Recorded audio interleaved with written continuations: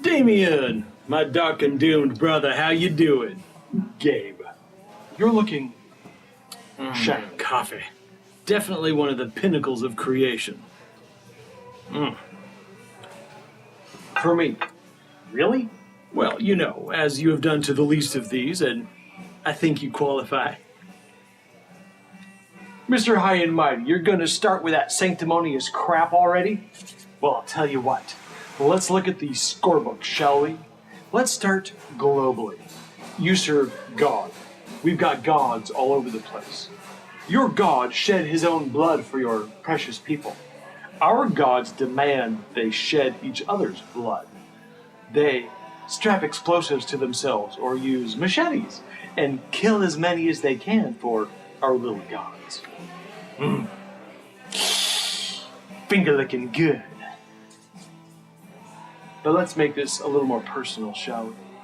Let's forget for a moment that we've got them hating life so much that they kill more babies than they bring into this world. I've even got your church buying the political BS that infanticide is a legal issue, not a moral one. And that's really where we shine. Inside the house of God. An outreach event was held at a local high school and 153 kids were saved. They came forward to accept Christ right there in their own school. The next day, the evangelist went out to lunch with the pastor of the largest church near that school. As they were talking about the event, the pastor said, "Do you know what I was thinking about as I drove home?" The evangelist smiled and he said, "Tell me." Guess what, Gabe?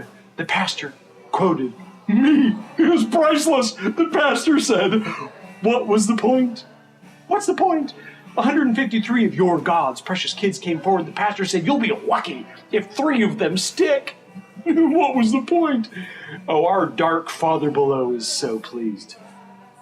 We have gotten your church comatose.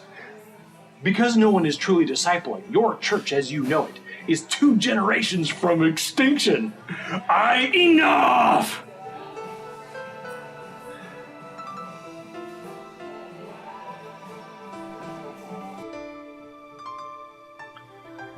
He's right, you know.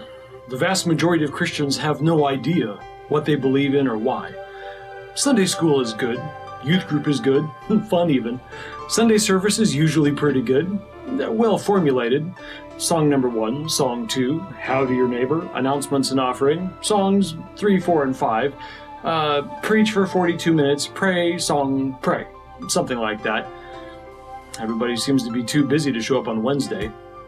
According to the Barna Research Group, do you know what the fastest growing demographic is in religion? The fastest growing segment of the United States is the nuns. Not nuns, bless them, the nuns. People claiming no affiliation whatsoever. 80% of those claiming none claimed to be part of the church last year, but they left. The only way to turn the tide is discipleship. If you don't teach people the basics, they go through life not knowing. Kids don't understand the why of living faith. I see your church kids and they're sitting at Christian counselor's office and they're bringing up gay marriage, abortion, any number of things, and they're saying, why not? They don't know the underlying foundation of true life. Oh, they've been told things, but never really truly discipled. The church process has been quick and easy and clean, which is good, but it's time to get down and dirty. It is time for discipleship. Real discipleship. Now, discipling is messy. We teach our children colors and shapes. We teach them fundamentals of life and basic survival. Train up a child in the way he or she learns, and when they are old, they will not depart from it. Do you remember when the person who was raising you sat you down and taught you how to lie? Well, of course not. You beautiful people were made in the Creator's image, but you were born with a natural bent towards lying. When you chose to turn and run to the Creator's open arms, we all sing, "We're so excited to meet you," but you still have that bent.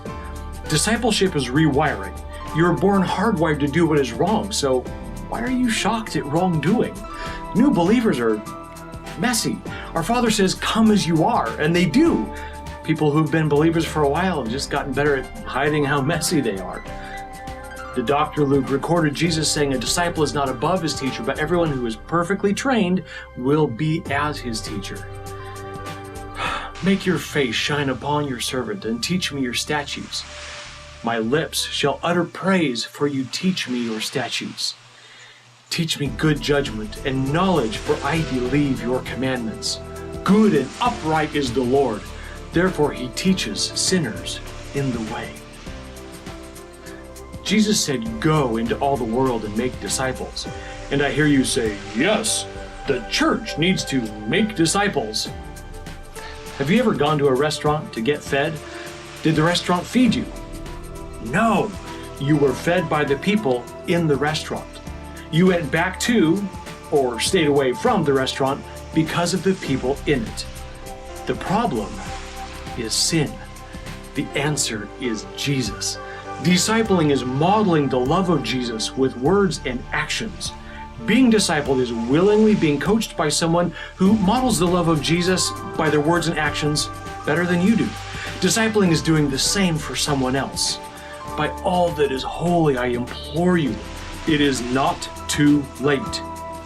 Hear the words of our Creator.